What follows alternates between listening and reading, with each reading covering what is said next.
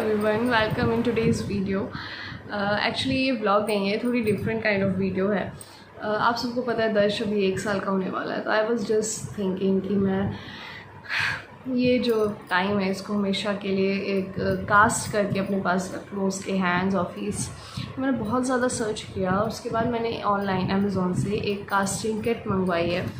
And अब variety की है ये UBRIGHTY किट। अपने आप में बहुत अच्छी लगी थी मुझे जब आई मेरे पास, और मैंने इसके बहुत सारे रिव्यूज़ देखे, तो नो डाउट किट अच्छी है।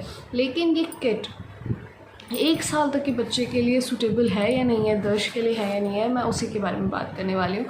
और फिर मैंने क्या किया वो भी।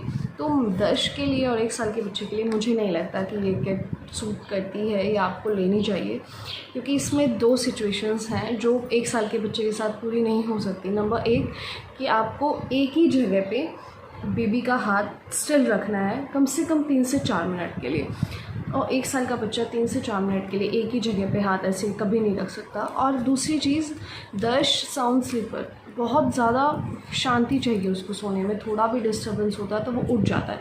मेरे ख्याल 1 साल के बच्चे लगभग इतने ज़्यादा ही सेंसिटिव होते हैं, वो इतनी गहरी नींद में नहीं सोते। तो ये किट आपके काम की नहीं होगी अगर आपका बच्चा 1 साल का है और बिल्कुल ही गहरी नींद में नहीं सोता, तो ये काम की नहीं है। हाँ, बिल्कुल न्यू बॉर्न है तो आप ये किट ले सकते हो, या फिर अगर वो बच्चा थोड़ा बड़ा हो गया, आपका समझदार बच्चा है, उसे पता है कुछ हो रहा है, तो वो आपकी बात समझ के रुक जाए, तो आप ये किट ले सकते हो।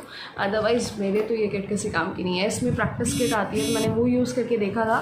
किट अच्छी है, अगर बच्चा समझदार हो, एक जगह पर रख ले, तो जो आउटपुट निकल के आता है वो अच्छा है, बट 1 साल के बच्चे के लिए नहीं। तो इन दैट केस मुझे तो करना ही था, बिकॉज दर्श अभी 1 साल का है और वो ज़िंदगी में दोबारा कभी ये मौका नहीं आएगा। तो मैंने एक नया अलग तरीका ढूंढा है इसके लिए, कुछ अलग तरीके से करने की कोशिश की है। चलिए आपको भी दिखाते हो। एंड हाँ, इम्पॉर्टेंट चीज़, this is going to be under 50 rupees only, under 50 rupees. Baby feet and hand casting under 50 rupees, तो मिस मत कीजिएगा। आइए, वेलकम बैक टू वीडियो। मैं आ गई हूँ किचन में, और सबसे पहले हमें कास्टिंग के लिए यहाँ पे गूंदना है आटा लगा लेंगे हम। अप्रॉक्सीमेट आधा किलो पौना किलो आटा आप लेके उसको अच्छे से गूंद लीजिए, और थोड़ा सॉफ्ट गूंदिएगा, ज़्यादा टाइट नहीं, जैसे हम रोटी के लिए गूंदते हैं वैसा, ताकि इम्प्रेशन बेबी के हाथ पे ज़्यादा प्रेशर ना देना पड़े और जल्दी से वो इम्प्रेशन बन जाए। तो मैं आटा गूंद लेती हूँ, उसके बाद आपसे मिलती हूँ। तो यहाँ पे मैंने आटा लगा लिया है और इसको अलग अलग सेक्शंस में डिवाइड कर दिया है। तो अब जो काम हम उस कास्टिंग किट से नहीं कर पाए, वो काम हम अपने देसी तरीके से करेंगे।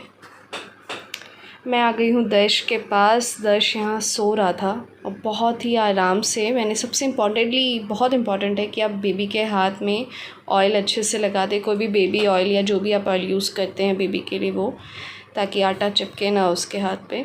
सोते हुए भी आराम से लगा के, और मैं इसके इम्प्रेशंस कुछ इस तरीके से ले लूँगी।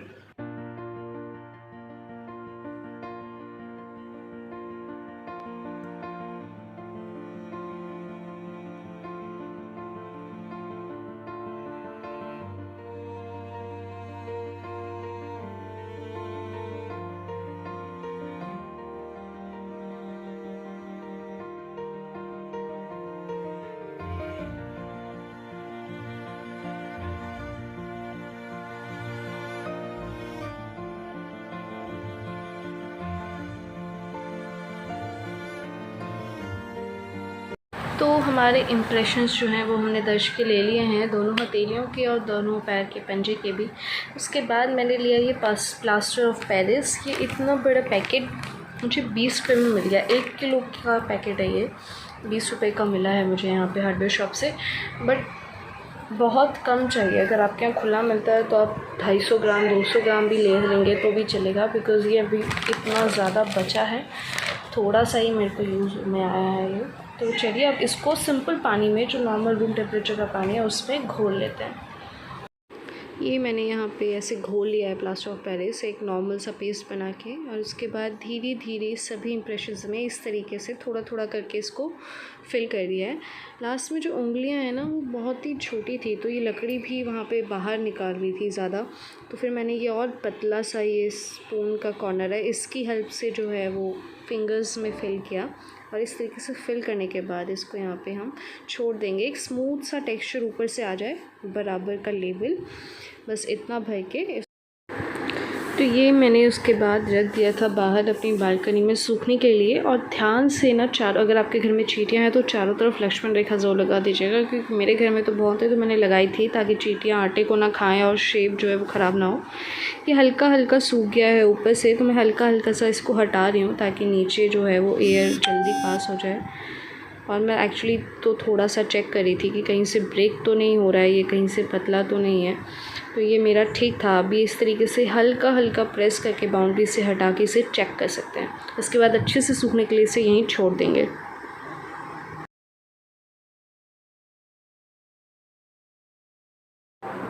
तो ये यहाँ पे अच्छे से सूख चुके हैं बहुत अच्छे से, और इम्प्रेशन मेरा निकल भी जा गया है बहुत आराम से।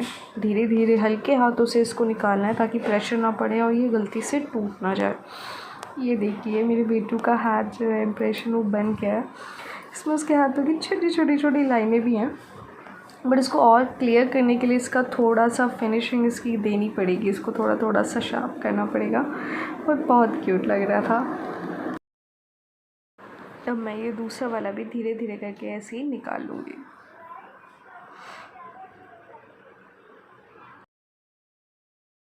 सेम प्रोसेस से मैं इस वाले हाथ को भी ऐसे ही धीरे धीरे करके निकाल लूँगी।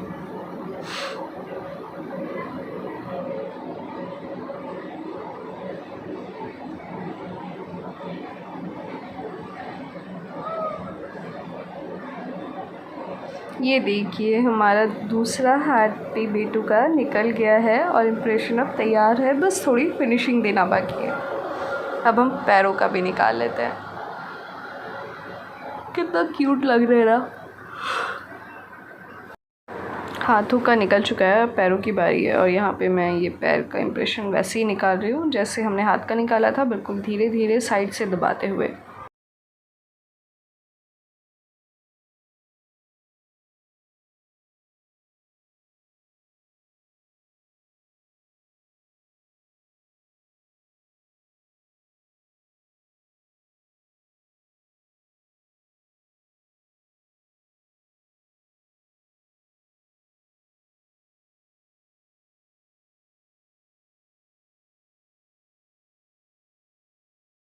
तो ये यहाँ पे हमारे दोनों पैरों का इम्प्रेशन भी निकल के तैयार हो गया है। अब नेक्स्ट स्टेप है इसको थोड़ी सी फिनिशिंग देना। तो मैं यहाँ पे दे रही हूँ इसको थोड़ी सी फिनिशिंग। ये एक पेन पिक है और ये सैंड पेपर, तो इससे इसकी फिनिशिंग देंगे और बहुत इजीली और बहुत अच्छी जो शेप है वो आ जाएगी। ये तैयार हो गए हैं दर्श के नन्हे मुन्ने से हाथ।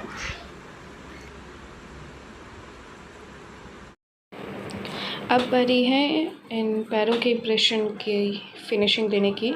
तो अभी फ़िलहाल ये कुछ इस तरीके का दिख रहा है और इसको भी मैं थोड़ा सा फिनिशिंग दूंगी। और ये हमारे दोनों क्यूट से पैर भी बनके फिनिशिंग के साथ तैयार हो गए हैं।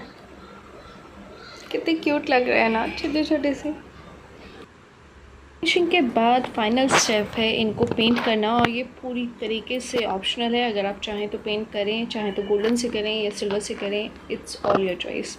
मैंने इसे गोल्डन से पेंट किया है बिकॉज़ मैंने जो इसका फ्रेम सोचा है वो ब्लैक कलर का फ्रेम है। तो यहाँ पे ये हो गया है कंप्लीट। अगर आपको अच्छा लगे तो लाइक कीजिए, शेयर कीजिए, कमेंट कीजिए। Bye bye.